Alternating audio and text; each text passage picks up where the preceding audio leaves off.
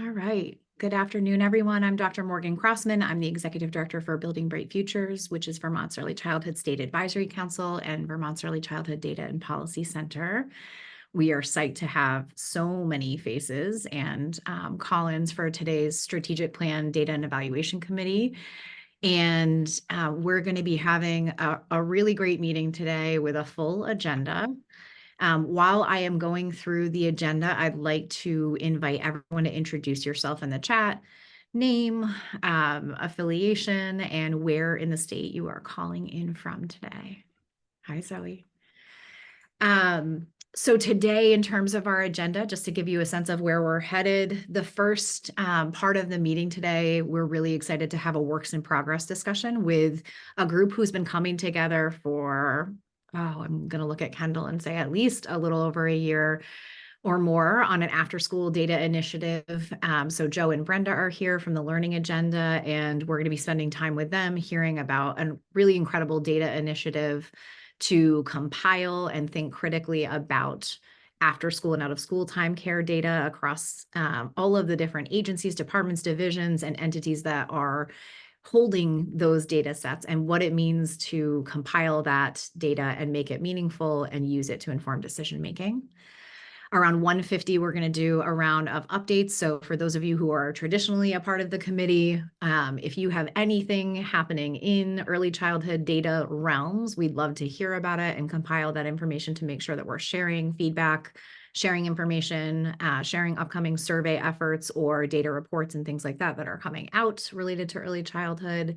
And then we're going to end with a review and discussion of the draft policy recommendations on behalf of the State Advisory Council. So again, for those of you who are not traditionally in this space with us, every single year, the State Advisory Council endorses a slate of policy recommendations on behalf of the early childhood system that align with the Early Childhood Strategic Plan and the priorities that are coming and being elevated across all the different communities in our state and our strategic plan committees and the entire network of over 500 people that are coming together.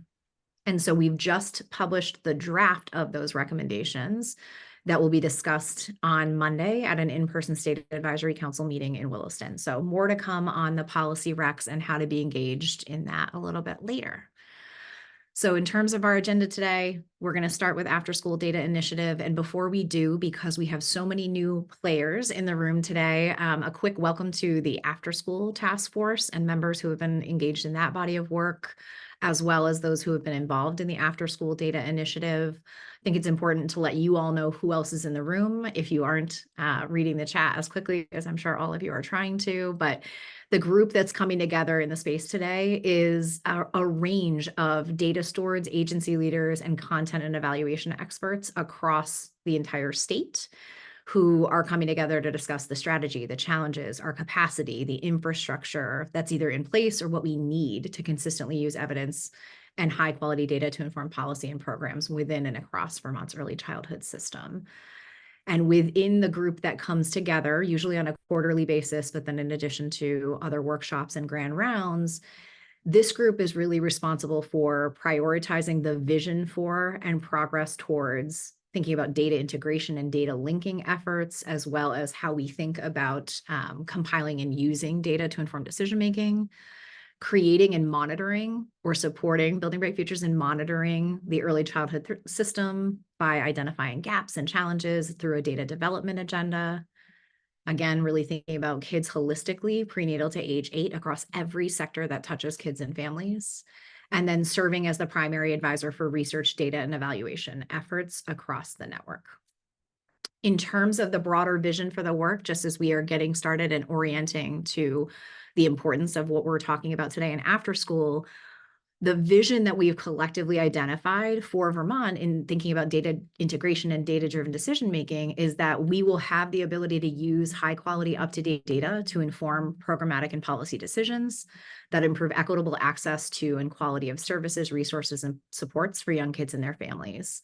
And to do that, we are committing in a very long-term vision to improve all of our systems for how we monitor, compile, and link data, how we centralize data in meaningful, publicly accessible, and available ways, And then that we as decision makers, policy makers, the administration, practitioners, those who are using data, actually use that data to inform our decisions. And we'll be able to do that because we have the ability to link and track and look at outcomes over time, as well as the types of services that support our kids and families. So just as a way of kind of grounding us, that is the role of the committee. That is the vision that we've set for this work in early childhood for the state of Vermont.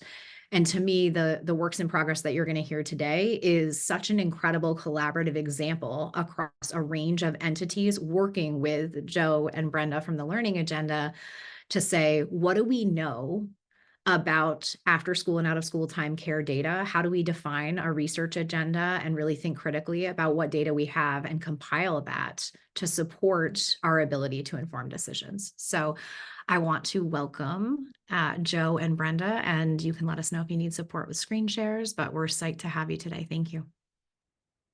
Awesome. Thank you so much. I think Joe's going to do the screen sharing. I will kick us off and provide a little bit of context, since I know some folks are more familiar with us than others. So if you've already heard this, kind of bear with us just for a minute, and then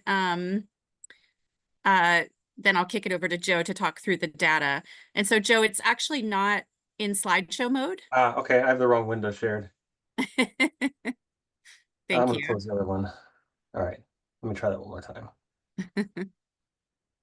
This is always the most fun, exciting part of starting a presentation, is making sure you're sharing the right screen for those of you who, like us, use multiple screens.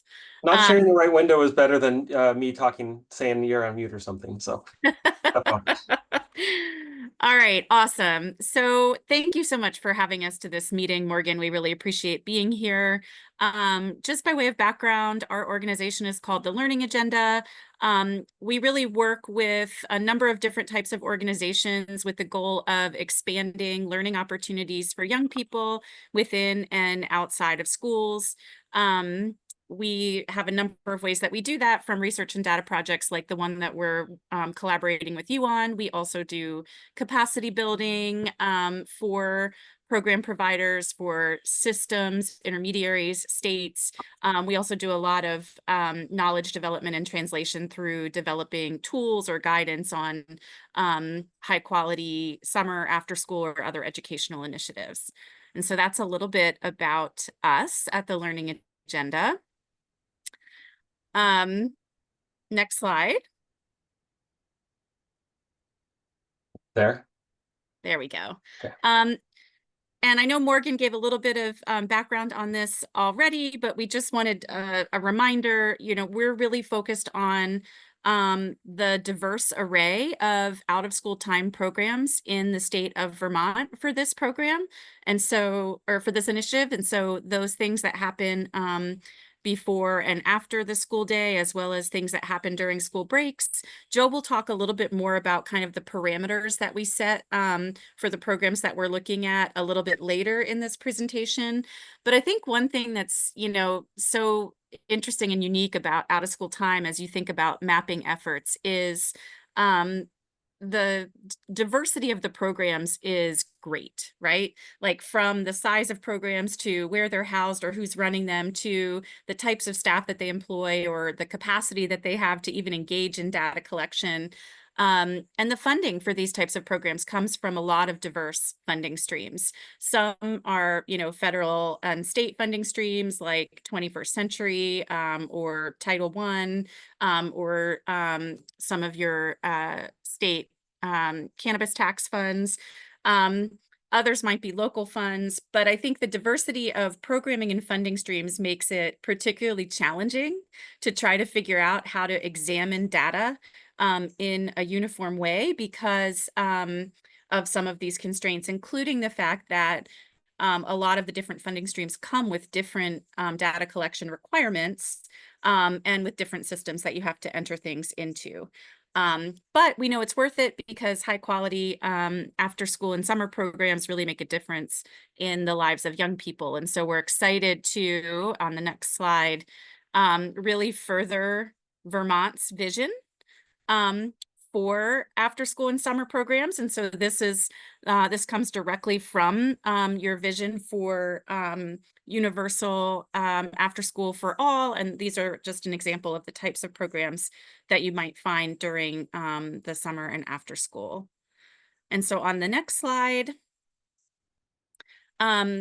as you all know, Governor Scott has a goal of offering universal after school across the state, meaning after school and summer programs would be accessible and affordable for all families and young people who want to enroll.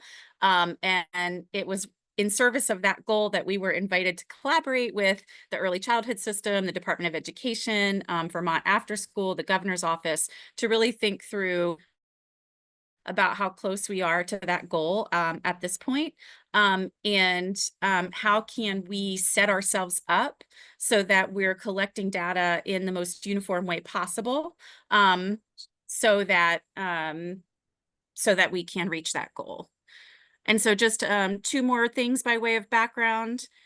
We do know that for every one child that is enrolled in a summer and after school program in Vermont, there's one waiting or wanting to be enrolled. And so that data comes from the America After 3 survey, just the Vermont profile. That's actually pretty good if you look at other states. I just looked at Pennsylvania this morning, and for every one child enrolled, 4 are waiting. And so there's definitely, differences. And some of the barriers on the next slide to participation, folks cite program expense, transportation issues, and just the lack of available programs.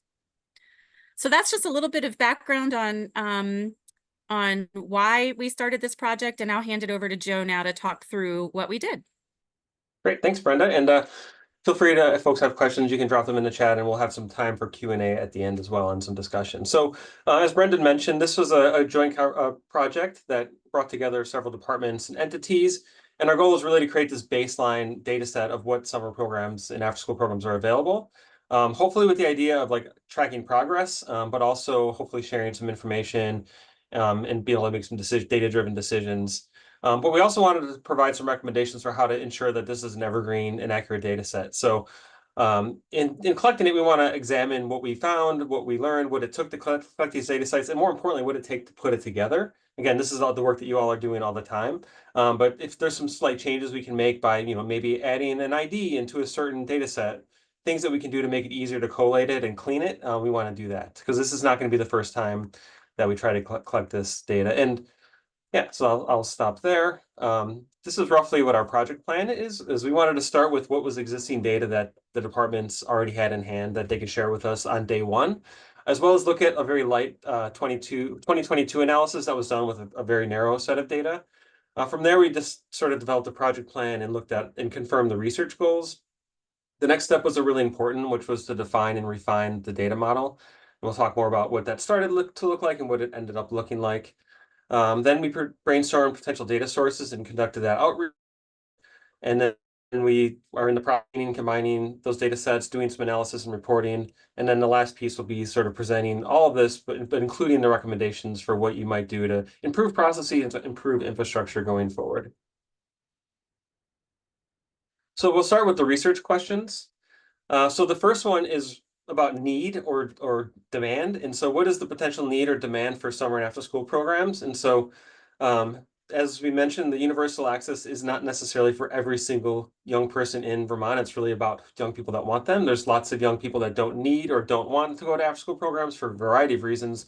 We also know as kids age up, they have different things that they can do with their time. So high school students are just as likely probably to be in a job or an after school job or in sports as they are a more traditional after school program. So we wanted to sort of look at the potential need and also think about how we might get to a more precise number of what actual demand might be.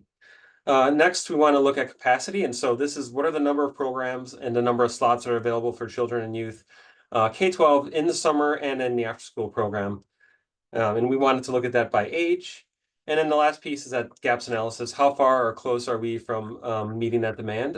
We have some high-level research that was based on a survey that Brenda mentioned that there's one person that's looking for a program for every kid that's in a seat, but we wanted to see what that looks, if there's any, how that looks in our data set.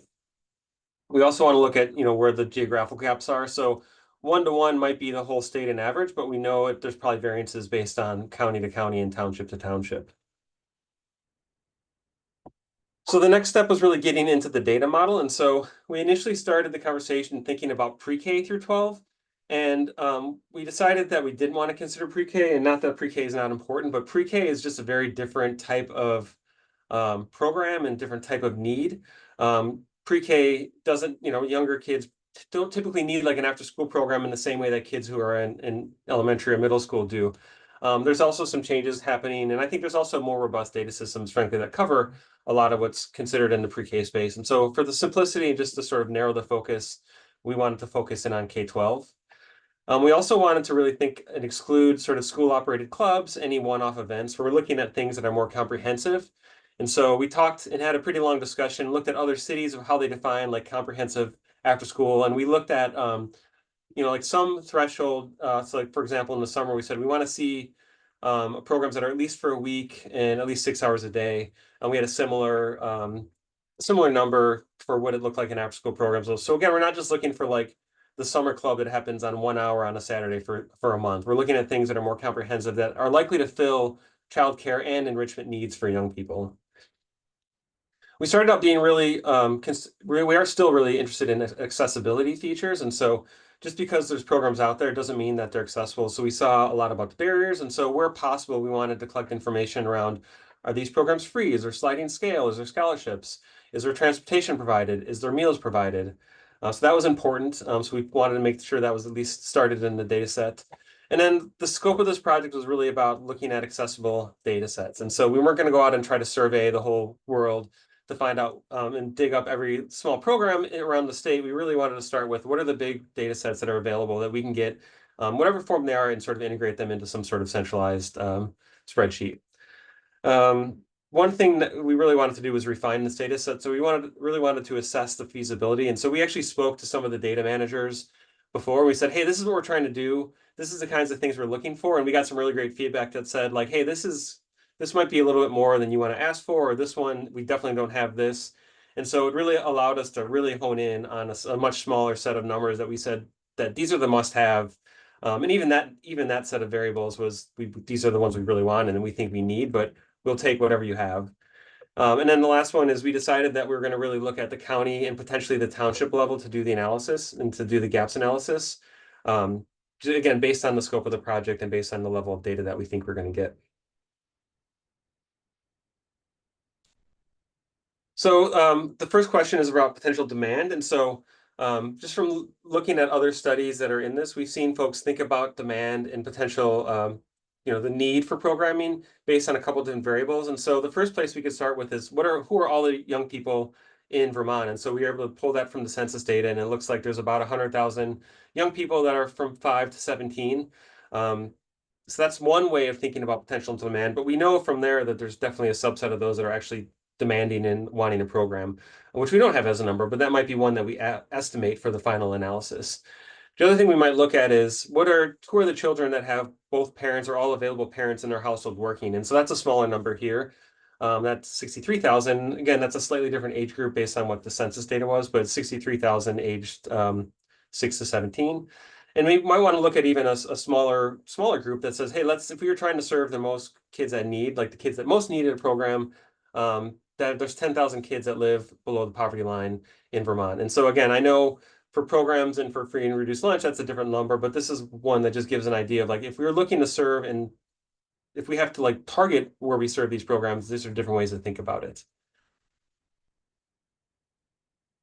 This is now getting into sort of the potential data sources. And so we started with sort of the big ones that are the state sources, and these are the ones that we definitely knew we could get on the left. And so we looked for 21st Century, we're looking for the ESSER and Afterschool summer grantees. We decided not to go with them just because those are programs that were ending last year. So we want to be more forward-looking.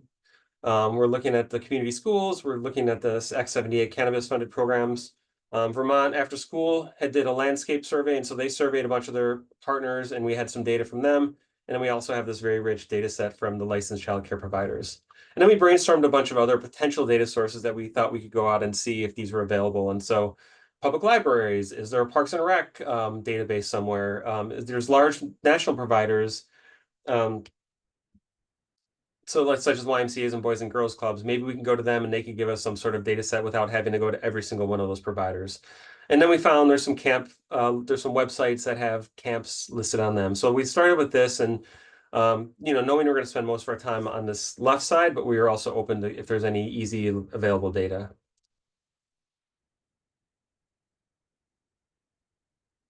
So this is getting into the variables that we requested. And when we first started the list, we had all of these variables on one side of the page that said, hey, these are all the things we want to look at and we want to ask for. And quickly realized like that's going to be too much. And it's the feasibility of, especially these optional ones that were later recast as optional are harder to get and less likely to get consistent data. And so what we landed on, what we needed absolutely is the program name, the time of year that it's offering, what grades or ages does it serve? The number of slots available or the total capacity, or maybe the number of actual young people served, just depending on how you collect that data. And then we want to have some information around sort of the dosage or like the intensity of that program. And so some combination of start and end dates, how many days a week it's offered, or maybe the number of hours per day. We found that some of the data sets could just say, this is going to be offered for 40 days in the summer, and it's going to be 800 hours or whatever that is. And then we also did want to know if there's financial support available. And then there's a whole bunch of other things that are around accessibility and ability to serve different types of young people. And so these are all things that we said we'll take them if you have them, but we didn't really expect as much on that side. But it's definitely good data if we could get it. And then looked at enrollment and work requirements, program format. We thought there might be some more in-person or more virtual programs. We quickly decided there's probably not that many virtual programs remaining, and it's probably such a small population that it doesn't have a huge impact on the big picture.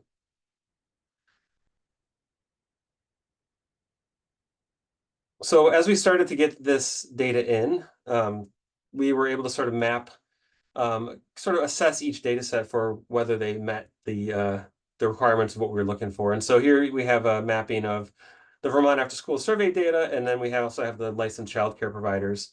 And so you can sort of see that this licensed childcare provider information really does provide pretty much all of the information that we need. And even financial support, I think it said partial, but that's baked into the system. So we kind of know without getting that by program that that's pretty much something that's available within that system.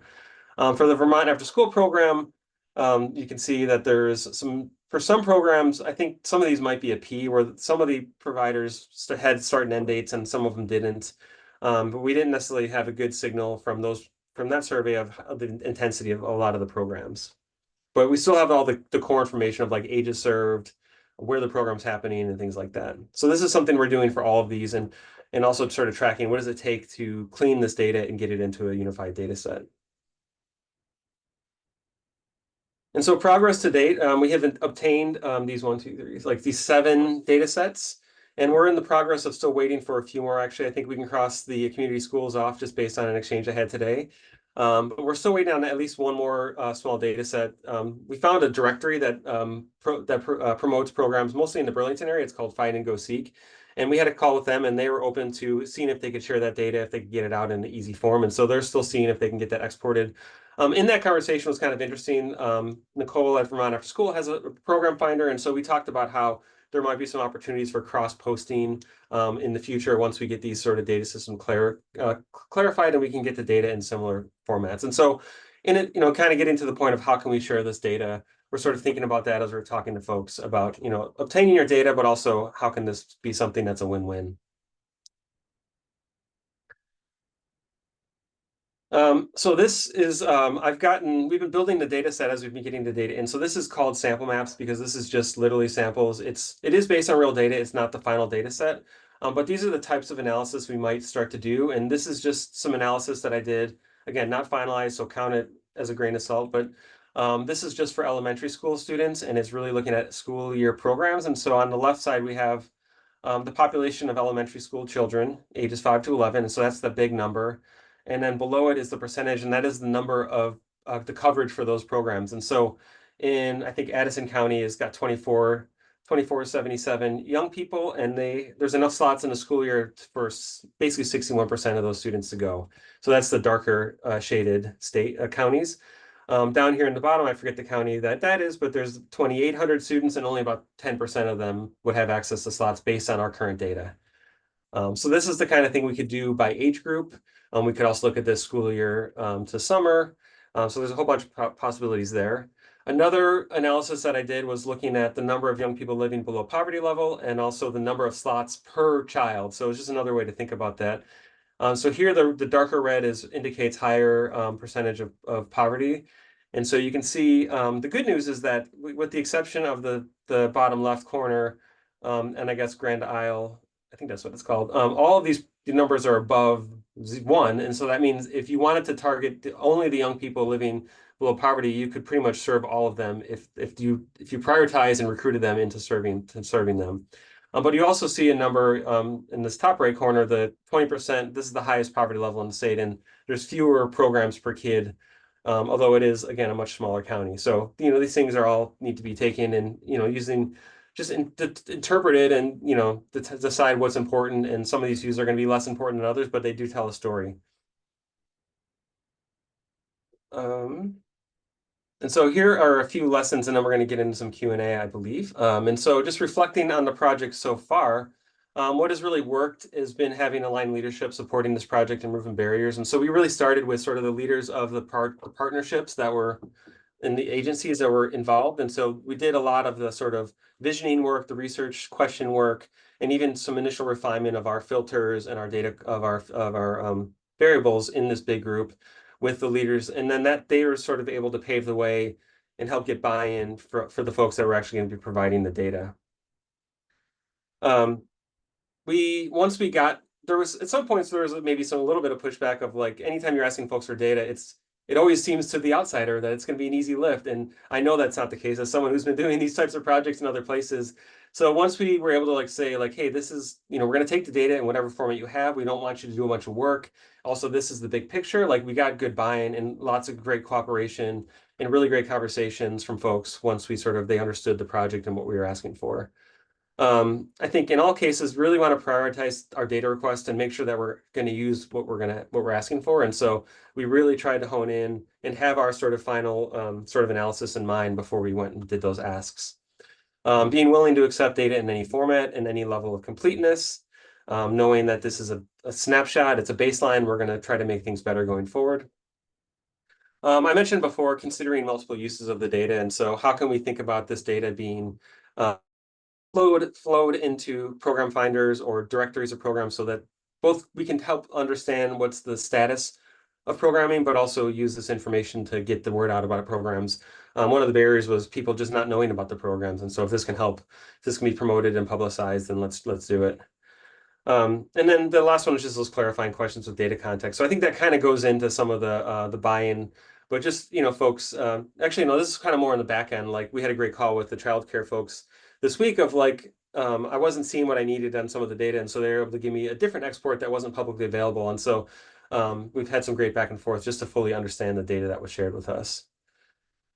Some of the challenges and tensions, just there was some questions around data security and need for data sharing agreement. So we ultimately decided we don't need this because we're not publicizing data. We're not getting sensitive data with any personal information, but it is always a conversation when you're requesting data from a state entity. It's taken time to get the data sets. So we've been working on this for several months and just for various reasons, we're still looking to get some of the data in the house, but there has been a great amount of movement and we've gotten most of what we need pretty quickly. Inconsistencies across data sets. And so whether it's addresses not missing and you got to go find those, or schools being named different things in different ways, I think that's the kind of thing that if you're just looking at one data set, not a big deal, but just to get it all combined, it just takes hours of cleaning. And this is something I've seen in other systems where if you're going to go and try to make this data evergreen, it really can't be collected by survey and starting from scratch every time. You really, the places that I've seen be successful at sort of getting, and really the childcare where they can update this data quarterly, is you're entering it, the providers are going in and updating it themselves, or updating their capacity, they're updating their schedules. And so just the burden for cleaning data can be minimized if you're having things come in similar formats. And then I think caveating the analysis, knowing that it's a snapshot in time, knowing that we're getting the biggest providers and the biggest systems of data, but there's definitely missing data out there. So that's just a caveat on the information, but it's certainly going to be stronger and a more comprehensive picture than what we had before. Brenda, I don't know if there's anything you want to add before we move on to Q&A. No, I was just gonna take us into, we have a number of questions in the chat. And so if you're ready, I can start asking those. Let's do it. Okay. So the first question is has there been a standardized way that folks are collecting data on the type of program activities? So for example, can outdoor programs be compared to other outdoor programs? We did not collect that. We did not collect sort of content information in this data set. There, some of them have descriptions, but we don't really have information about where programs are, or if it's a STEM, or if it's a leadership program. That is outside of the scope of this project. And frankly, I don't know that that's the kind of data that's in. It might be in a description of programs, and you might be able to tag. However, like for 21st century programs, there's a lot of diversity even within one school site, and you might have one offering that's an outdoor program, and you might have a STEM club.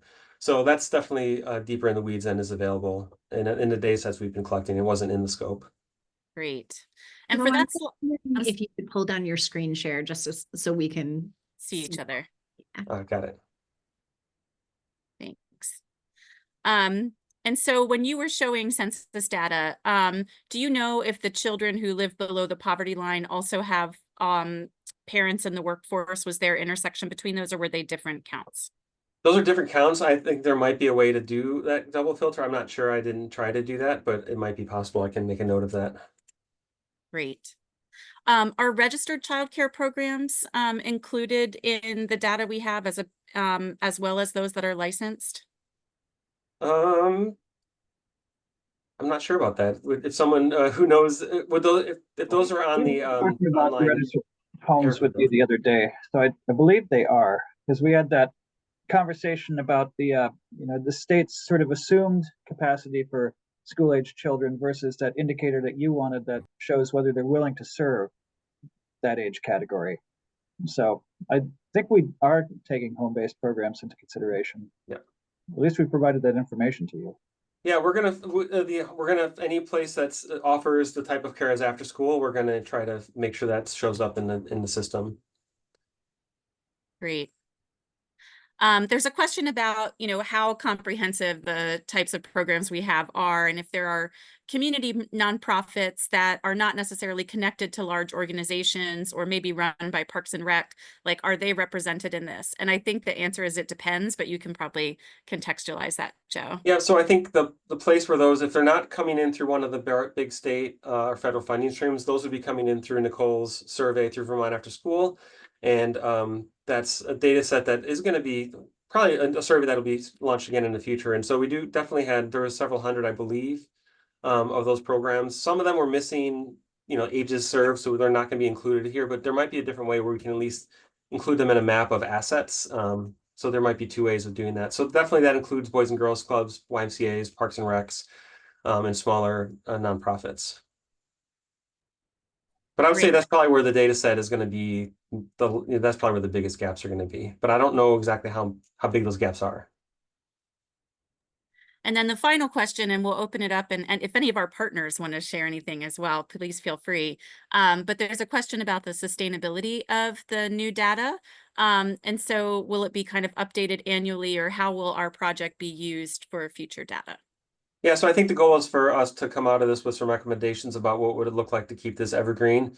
And so maybe someone else can speak to when the plan is. I don't know that we've talked about the future necessarily, but I know there's certainly interest in how do we keep this information evergreen and potentially layer on another outreach to smaller providers. If I might just weigh in. Hi, everybody. Kendall from Governor Scott's office. The Agency of Education and some of those individuals are on this meeting right now, has an after-school data position that was created in law. I can't remember if it was last year or the year before. So through the Agency of Education, the goal or the hope is they can take this data set in this format and institutionalize it with that data analyst in terms of continuing to track the progress. Thanks, Kendall. And anyone from AOE would like to correct me, I will not be offended. Please chime in. I see Johanna saying I did a good job, so great. I think that the other piece to that, Joe and Kendall, is, after school and out of school time care is such a critical piece of this broader early childhood system and the broader education system as we think about it. And so how are we thinking about linking and compiling data across all of those sectors in a similar way that you have for after school and out of school time care? And then what does it mean to take that next step to link them across sectors? And I think another thing that's being spoken about is how do we get more camps, for example, able to take vouchers and accept, serve more young people through, taking advantage of these state systems and state programs. So there's various things that the task force is looking at to improve and expand the reach of these programs. And I'm seeing another question in the chat that I think really speaks to this idea of how are we using the data we're capturing? How are we using it to inform decision-making? Nicole, how is your team using it to inform programmatic work? Kendall, how does the governor's office think about it? But big picture, how are you thinking about the findings or even this works in progress as valuable to the learning and giving that information to the people who need it, whether it's providers, funders, families, or yourselves as decision makers?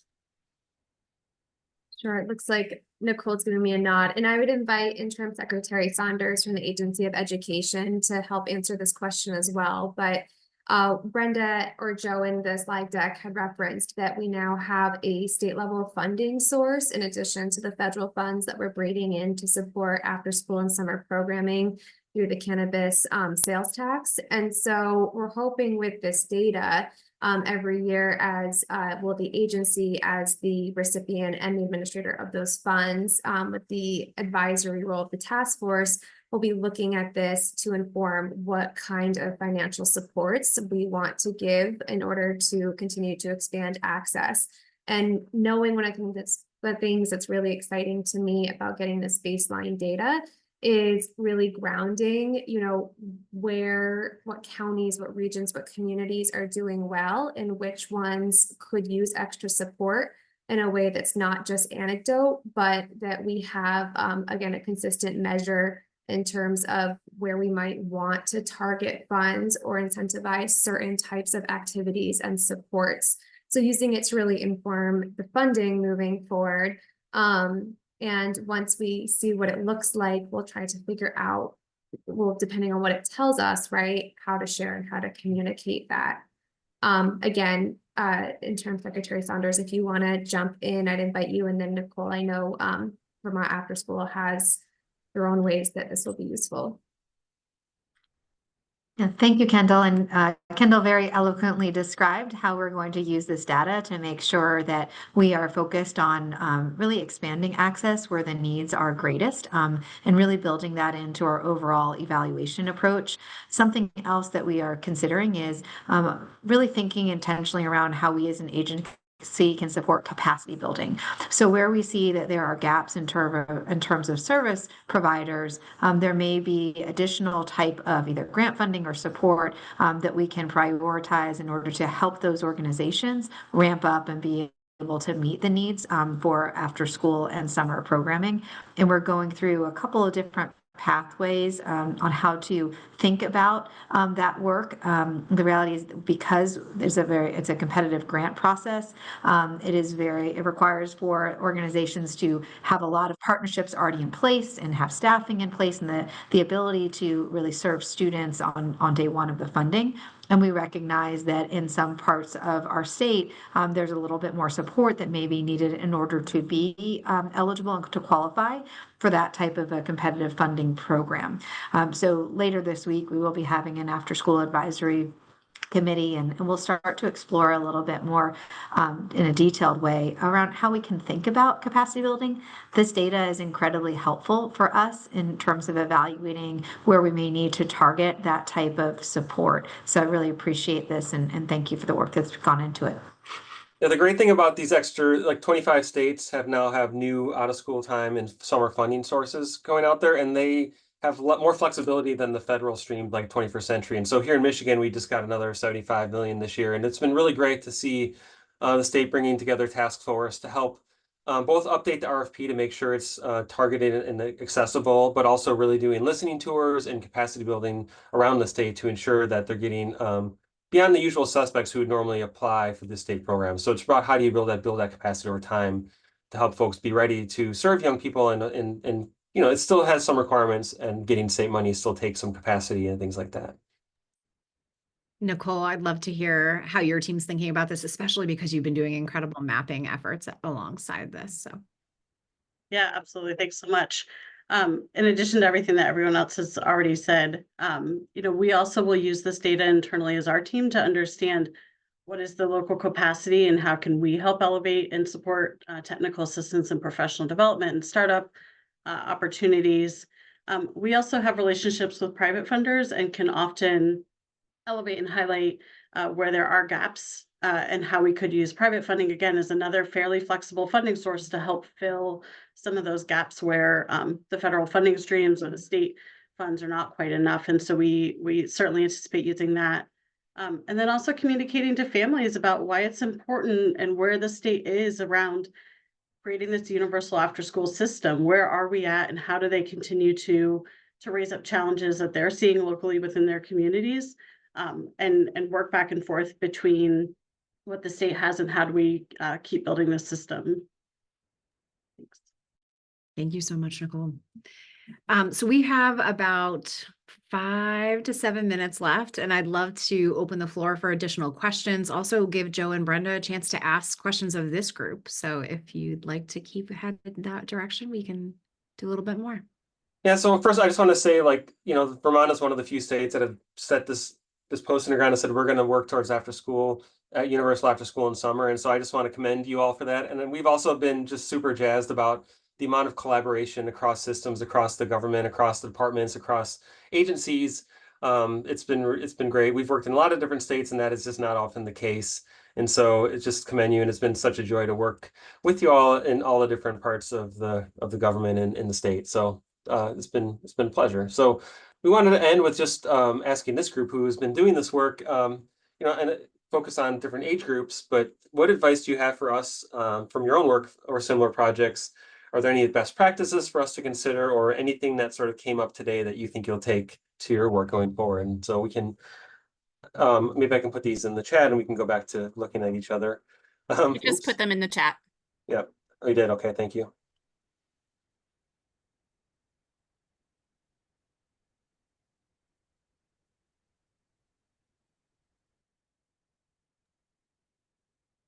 This is Keely Agan from Hunger Free Vermont, and I'm so grateful to be here and be a part of the conversation. And we at Hunger Free have been working with Vermont After School and Nicole to talk about some opportunities that have come up with the Medicaid Direct certification expansion, meaning that many more after school programs in the state and summer meal sponsors are eligible to serve meals than ever before. So there's a really big opportunity for expanding meal access in these areas. So I'm really excited to continue working with Vermont After School and the Agency of Education to figure out, you know, now just because folks are eligible doesn't mean that they have the capacity or the understanding on how to do that and how to expand food programming, even though we know it's an incredibly essential component of after school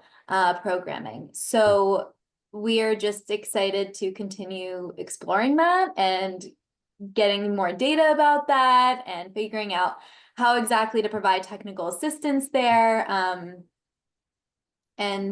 And see what comes next. So not really a question, but an exciting potential data exploration in the future to see what comes about there. Yeah, that's great to know that this can pivot to supporting quality and getting right to the experience of young people. By, you know, if there's places that we know and we didn't know about that weren't serving meals and should or could be, and they don't have access to that. Thank you. Any other advice or best practices for us?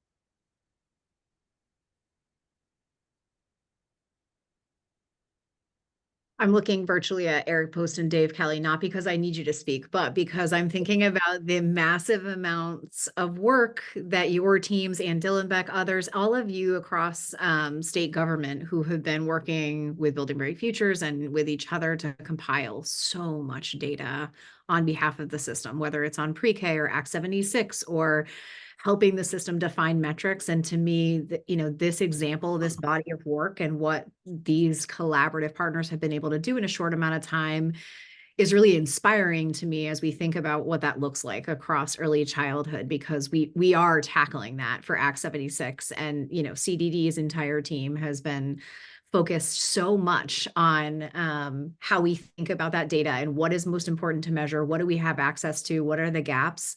And so just wanting us to remember that this is such an incredible model for us to be using, and that the work that we're doing together is so aligned with the approach that Joe and Brenda took with this after school project. So I think there's a ton of different lessons and opportunities for partnership and collaboration as well, using that approach, but also as we build across our systems.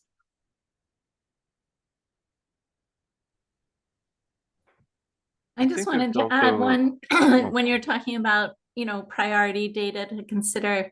I know in Vermont's early childhood action plan, one of the goals has to do with quality experiences. And so I think looking at the quality of the, how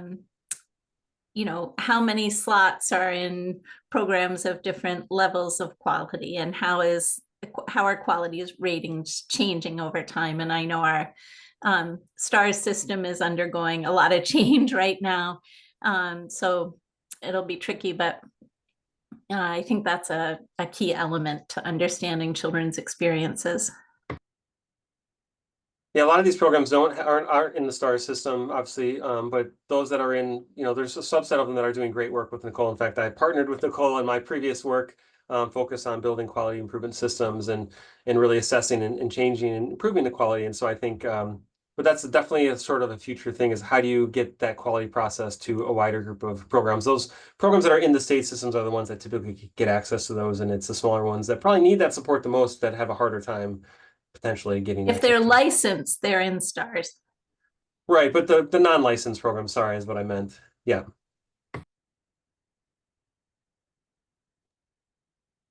Any last questions for Joe or for Brenda or for our task force on after school? Just, this, it's so great to hear about this and to see all of these data sources coming together and the collaboration and all the people who are in this room. It sounds like you're already connecting with CDD around their data system. One of the things that we've talked with that team about, and sort of generally, is about how are we compensating the people who are putting in the data, who are talking about updating their capacity, so that they're really incentivized to do that on a regular basis and for it to be high quality. And then again, this reporting back out. And so that's something that we as a committee have been working on. But again, as we're thinking about making this an evergreen data set, that we're not taking for granted that this is people's time that they're doing above and beyond taking care of children. Yeah. No, it's a great point, especially when you're talking about providers doing that and making sure there's what's in it for them. Yeah. I think that's true, Dora and Joe, and it also makes me think about the agency and department and division capacity that it takes to do this work really well. Like, our team works so closely with the data teams that are on this call and know what it takes to go from we're capturing information to being able to make that publicly available or to use it to inform decisions. So I think, as we talk about policy recs later in the meeting, really thinking critically about what it takes to do this well and what amount of time it takes to collaborate, to partner, to do this well. And those things are really hard to fund. And, I think one of the other things that we're really focused on is how do we how do we write additional grants collaboratively to be able to support those efforts to really have strong data infrastructure, data systems? What's the responsibility and role of the state and the legislature in supporting those? And how are we really coming together to say, we as a state, especially in the early childhood arena, care about data-driven decision-making, and here's where we need to invest time and capacity support to do that work really well. All right. Thank you, Joe and Brenda and the after school task force members, Kendall and others who are here. We are going to transition to updates and then we'll do some policy rec work. You are more than welcome to stay for that, and also recognize that your time is very valuable. So by all means, if you need to hop off, that's okay. So opening the floor to our committee now, inviting you to provide any early childhood data updates, whether it's surveys, recently released reports, anything upcoming, something you're about to prioritize, or something you want workshopped related to how we think about data in the early childhood arena. What's coming? What are you working on? What do you need people to know about?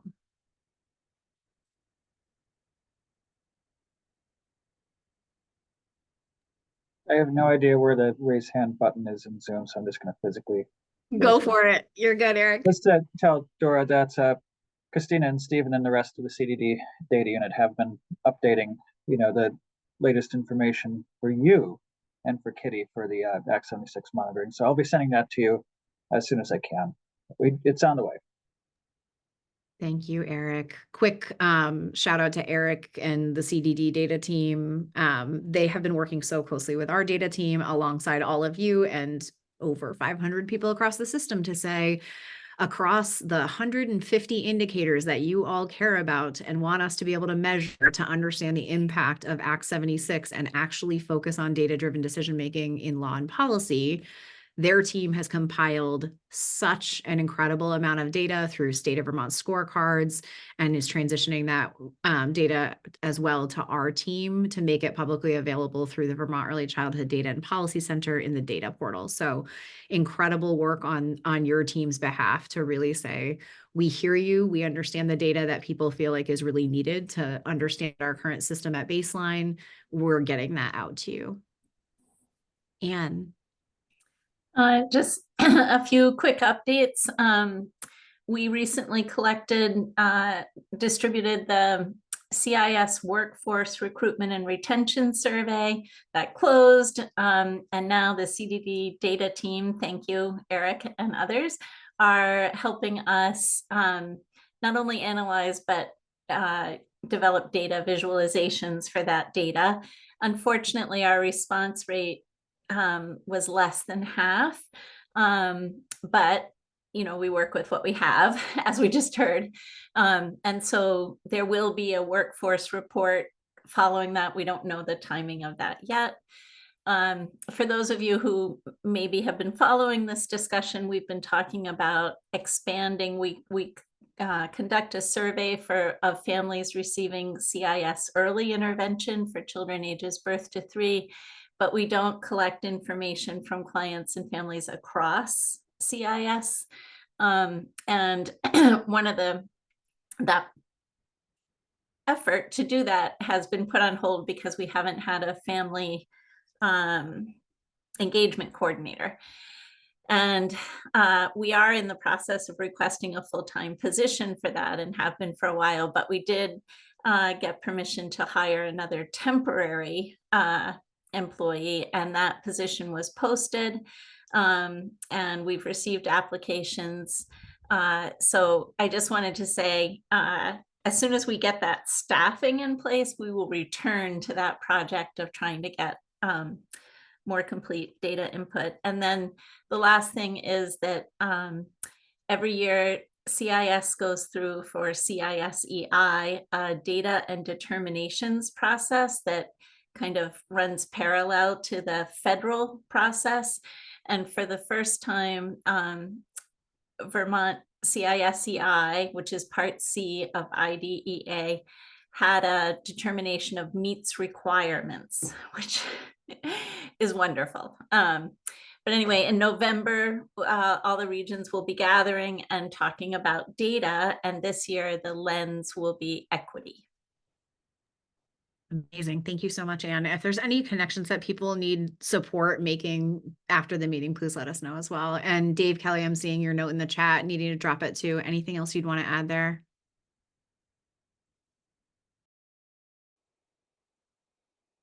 Okay. Keely. Thank you so much, Morgan. And I also have to hop at 2 for a Hunger Council meeting.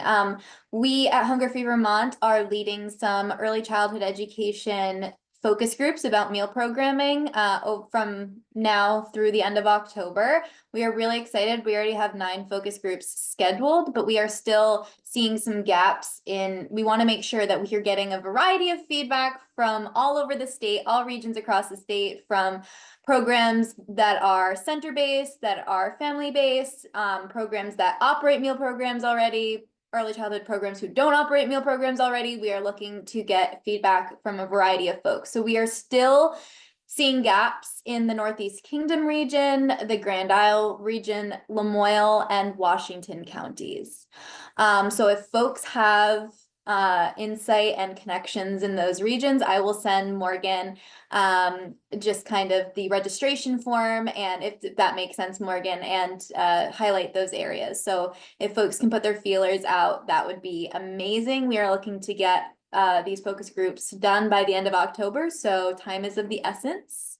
And I see there's a chat from Carol. Thank you so much. Yes, and I will put my email in the chat. Perfect. Thanks, Keely. I know you have to hop. We will make sure that everybody on the call gets the follow-up on policy recs, and to make sure that you have the ability to provide feedback either directly to one of us or anonymously. So thank you. Thank you. Thank you. Emily.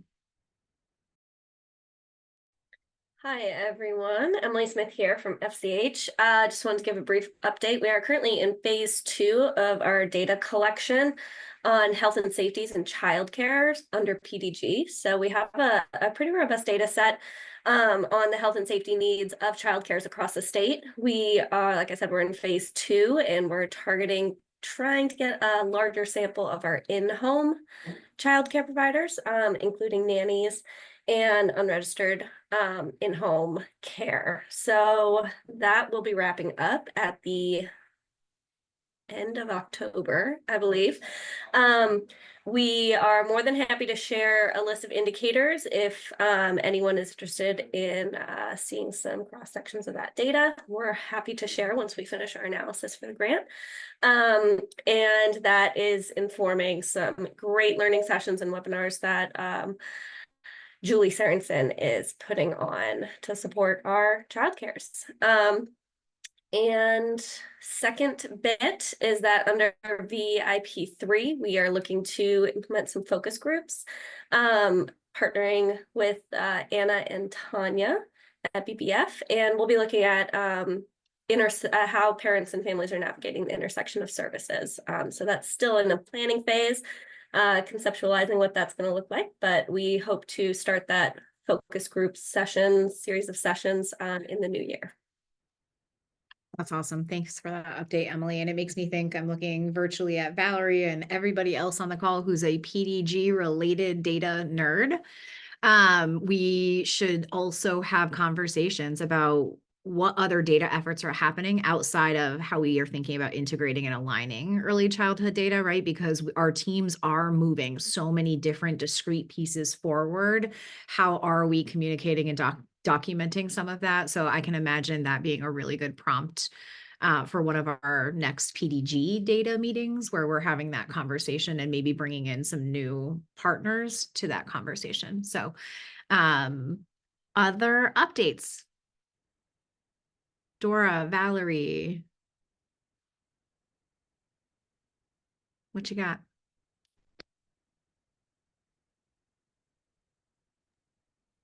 Sure. So one of the things that we've done in partnership with the CIS state team is a recently released brief on special accommodation grants. And it was a lot of work that we all did together. And, you know, this is the first time that the data has been released. And it really was setting a lot of things in place, which I think is how we want to be doing work. and building that structure on which to increase capacity. Also under PDG, we have a needs assessment meta-analysis that will be coming out. We are just putting on the finishing touches, and that will include both like 2-page, maybe 3-page executive summary, and then a more in-depth dashboard that pulls together by theme and directs you to the individual needs assessments that were included. Dora, before yeah. you move off of that one, will you say just a little bit more about that process, one of the two of you? Because when you say meta-analysis on needs assessments, if you're not in PDG, I don't know if you know what that means. Sure. For those of you who have not been reading everything that I've been reading and writing, we for the preschool development grant, we were required to conduct a needs assessment, and which was supposed to inform all of our other activities, which we had already said what we were going to do. And in partnership with our sort of evaluation team, including Emily Smith from the health department, really decided that we would take all of the needs assessments that have been done over the past 5 years that peripherally or are centrally related to the early childhood system, to say, like, what are the needs across these that were identified. And that way we're really elevating all of the data that was collected, taking it off the shelf, trying to make it as usable as possible, not doing duplicative data collection, and then, being able to have this ongoing. So again, similarly to the special accommodation grant brief, we developed a protocol. We've done 5 years of analysis, and then we can do 1 year of analysis and take off the earliest year. And so it's, again, the development of this replicable needs assessment that we have been that we then can implement and determine where the gaps remain. But it's really exciting and innovative way to be using resources in a smart way. So a real group effort, and we're excited to get that out. Thank you. I just think it's important for this group to know a little bit more about that, because we're talking about how we present and talk nationally about this innovative approach, because every state in the country is battling the same thing. When you're doing these federal grants, you always start with either a systems asset gap analysis or a needs assessment, and they're all required. And that's important, right? We need this process to continually identify needs. And we have such a robust and interesting, unique infrastructure in the state of Vermont, as well as some really incredible research minds who can think about that a little bit differently and help support the ability to do that differently in a way that values the experience on the ground. So thank you. Dora, I know you have a couple more updates.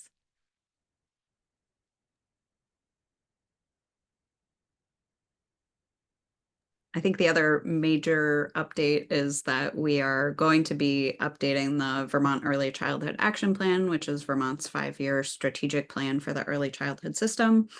We're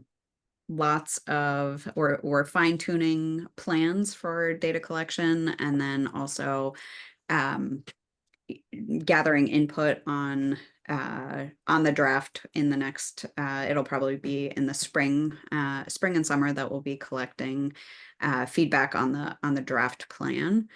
And again, really utilizing all of the information that other folks have put into their strategic plans and coming out of the needs assessment, and utilizing all of our continuous identification of needs resources, and also doing some primary data collection there. Please feel free to jump in, others.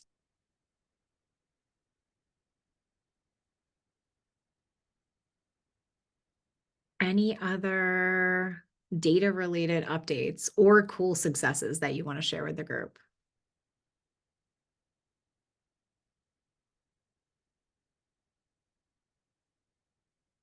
Carly. Hi, yeah, Carly Tebow, Family Services. I'll just share because I feel like you all have been on this journey with us for a little while now. So we are pursuing a new child welfare data collection system, comprehensive child welfare system. And earlier this year, we had put out an RFP, the request for proposal for that. We received bids back. We were just starting the review of bids when kind of we noticed some things that we decided that we wanted to actually shift. So we pulled the RFP back.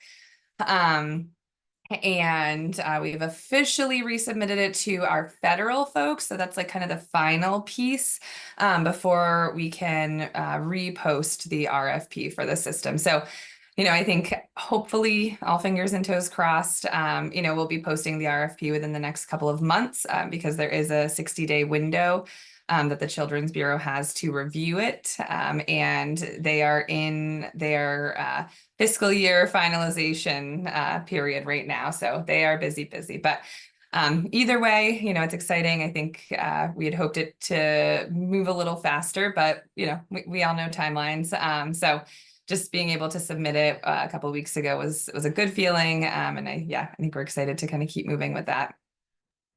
That's awesome. Thanks for the update, Carly. Do you have, in order to even move it out of the state of Vermont, it had to go through the Agency of Digital Services first and then? Yeah, so we are working, so the Agency of Digital Services is part of our core team. So we have a few folks from their end on it.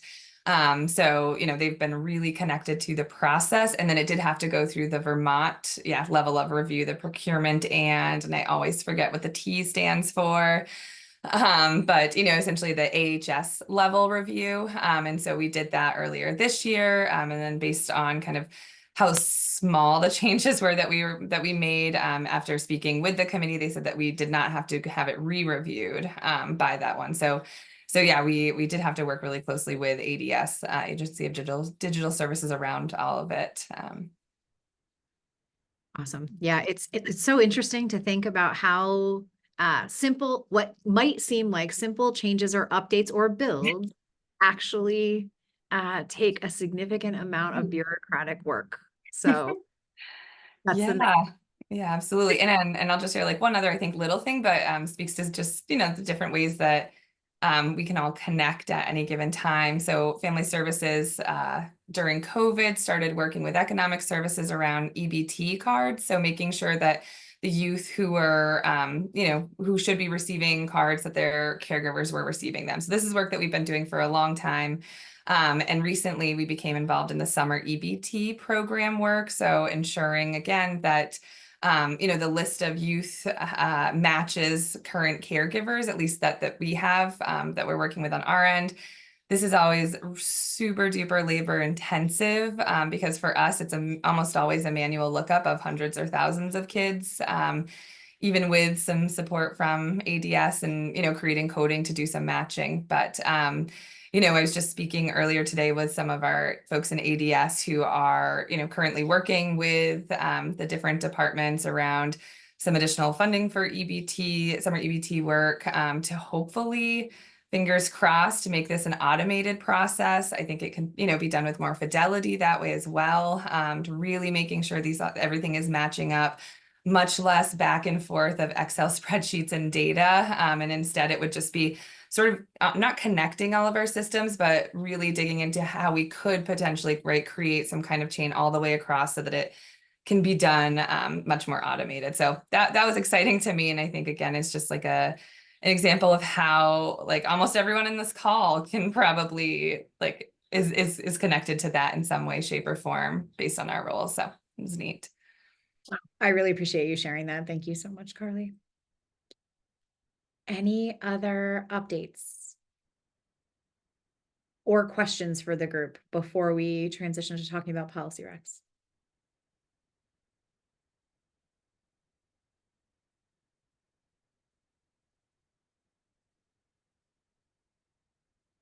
Okay. That was as long as I could hold my teacher pause. You're all welcome for that. All right, let's transition to talking about policy recs for the last 10 to 15 minutes. I'm going to ask one of my colleagues to throw them into the chat so we can take a look.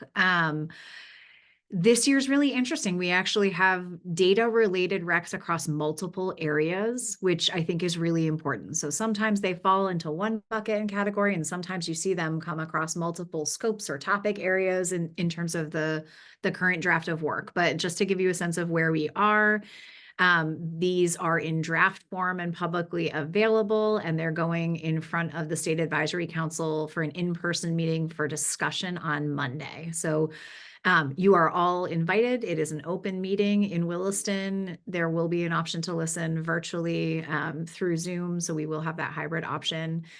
But it's a really important moment in time for folks to really dive in and say, okay, we understand the priorities and the challenges and where we're headed and what needs to happen in this next year or in the next 2 years to support data-driven decision-making. And that's just obviously in terms of these recs, but also in terms of the entire slate of recommendations. What are the priorities? What are we moving towards as a system? And how is it aligned with our broader vision for the early childhood system? So the 4 that you're seeing in the current draft are related to universal pre-kindergarten education and really thinking about our monitoring and accountability systems, funding for the child welfare information system that you just heard Carly talk a little bit about.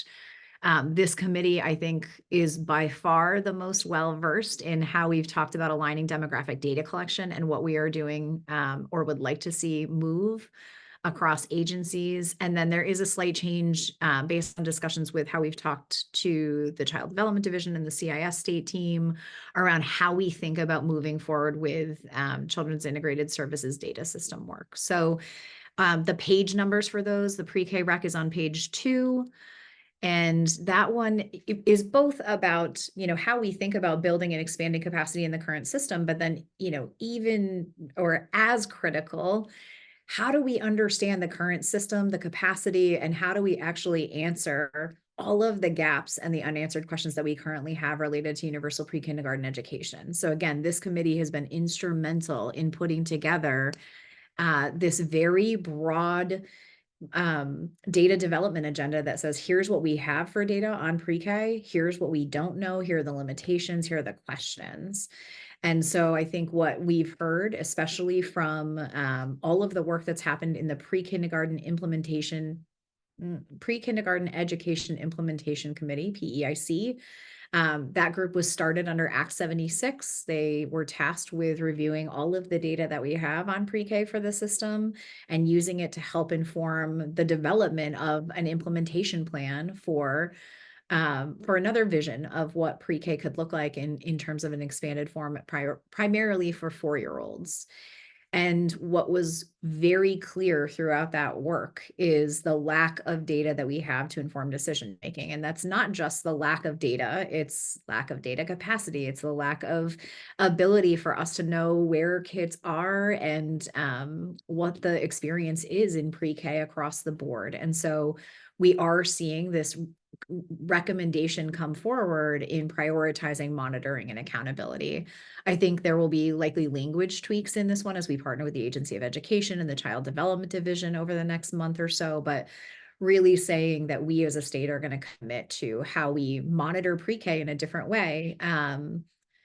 And specifically that it's really focused on understanding where our kids are, what they have access to, what those outcomes are, and being able to look at that data over time for our youngest children. In terms of funding for the comprehensive child welfare information system, Dora or Anna, I'm not sure if you want to speak to this a little bit. I know we just heard a little bit from Carly, but really focusing there on, how do we fully implement and what does it take to fully implement this new system and really offering our support as a renewed policy recommendation in this area to say this is a critical need and how do we move this work forward?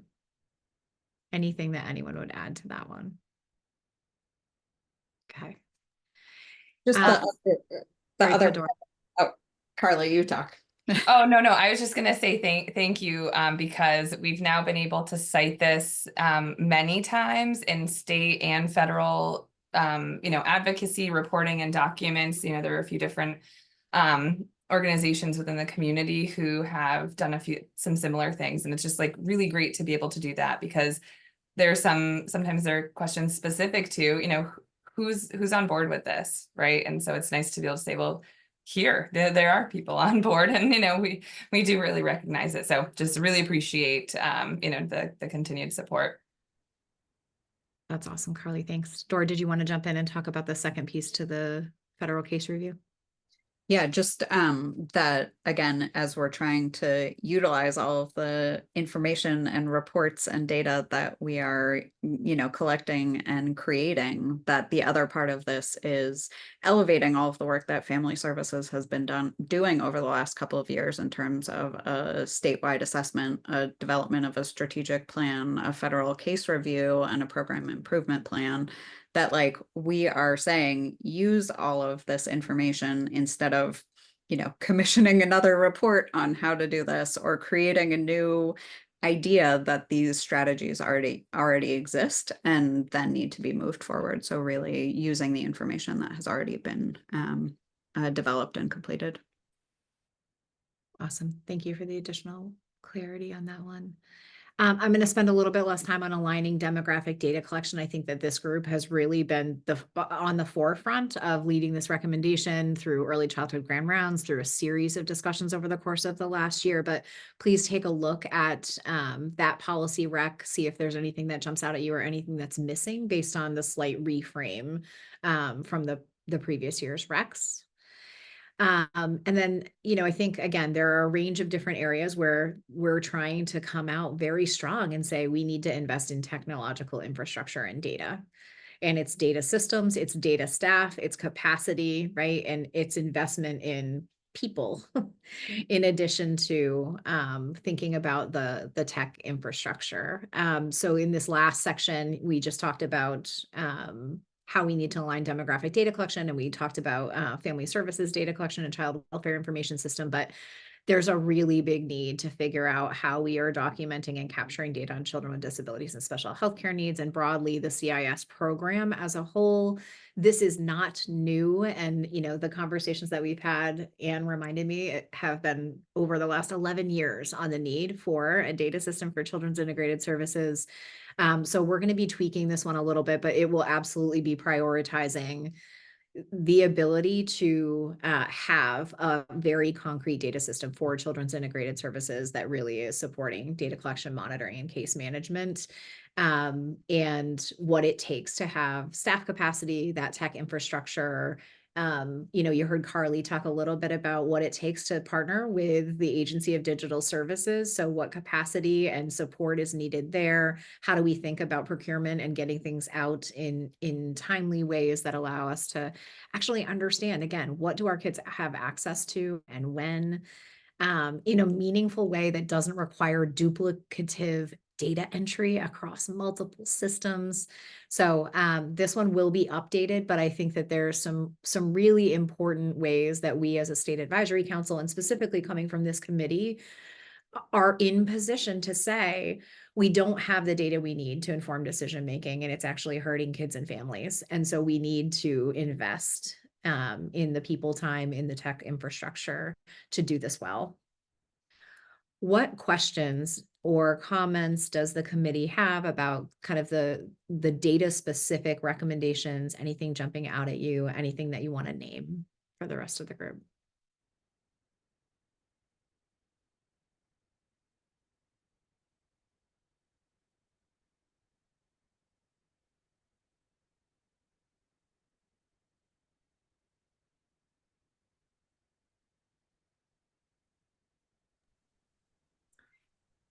Morgan, since Eric wrote this comment in the chat, I think some members of the BBF team may already be aware, but there is an avenue for families who are unhoused to seek, we call it family support childcare funding. It's a specialized CCFAP, I guess, childcare financial assistance program. And we do a particular intake that looks at risks, housing being, a key to that. And the regional intake and referral teams review that information, use a rubric to score it according to need and risk. And if found eligible, those families would receive 100% of CCFAP support. So the avenue for funding access to early childhood education or after school programs is through CIS specialized childcare. Super helpful. Thanks, Anne and Eric. And by all means, if there is feedback on other areas of the recommendations, we're really interested in understanding that as well. And Dora's going to put a link in the chat to provide additional feedback. You can provide this to your teams.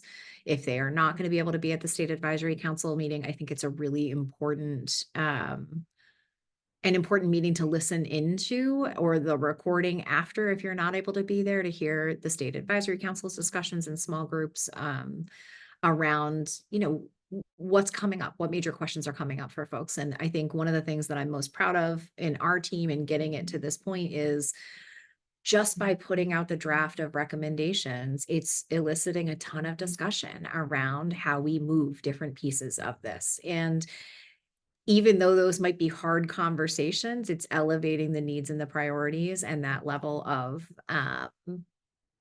urgency to do something, or to give more feedback and information on what is being done. So just really wanting to say thank you to this committee and others, because solely by getting these in draft form, they're making an impact and, forcing the discussion on how we move some of this forward. Any other reflections before we close for the day on any of the policy recs?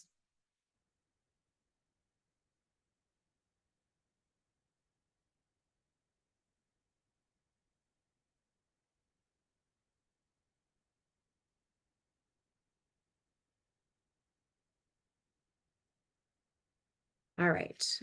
Before we end the meeting, just a quick ask. We are in the process of finalizing these recommendations, but are there any things that are coming up for your teams, anything that's coming up from communities or from families that we should be paying attention to as we think about the future of policy recommendations or considerations? So you've published a data report and you're getting a ton of feedback on X, Y, and Z. Is there something that's coming through, or is there something that you're hearing that is really informing how we should be thinking about next iteration of policy recs, or things that we should pay attention to?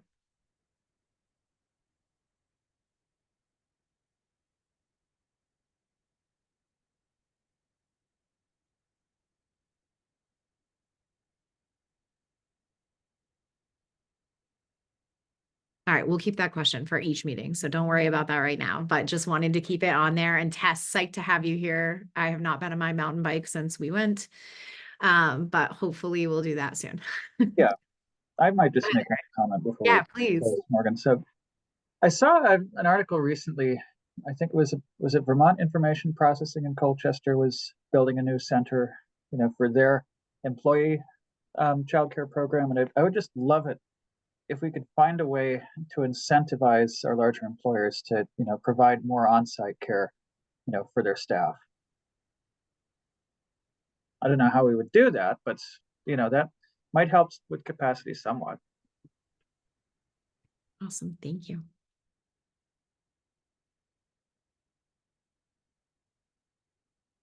Okay, Tess, that makes me feel better. Tess and I took a mountain biking course together at the beginning of the year, and we have not gone since. Kate, anything cool happening at UVM? No, not really. I feel like, it's the same old, same old. It's all a mess. It's like a tornado. It's fine. Oh no, this is recorded. Everything's great. Awesome. Beautiful. All right. Let me give you a couple more minutes back to your day. I really appreciate all of you being here. I think it's really powerful to have this group come together quarterly. I'd like to see you more often because you're all data nerds like we are, and we really appreciate how much work you're doing across the system to say, we understand the needs of kids and families, and we want to improve systems based on the data that we have. So thank you, thank you. And I will make sure that you have the follow-up recording, and by I mean probably Dora. We'll make sure that you all have the follow-up recording and information on policy recs, how to provide feedback, as well as how to engage in the update to the strategic plan, because we are really interested in your feedback there, as well as we do the engagement work. So thank you all for being here today, and we will talk with you soon.